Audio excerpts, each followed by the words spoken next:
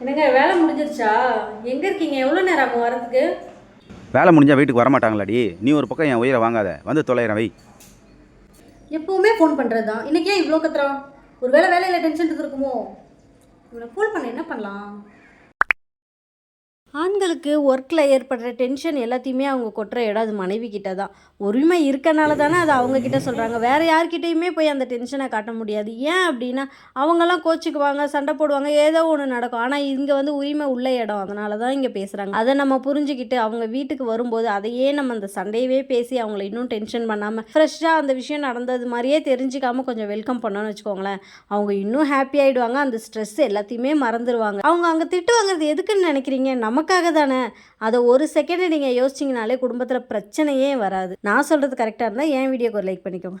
இதுதான் சுகமா, கடவுளின் வரமா, கண்களின் கண்ணீர்.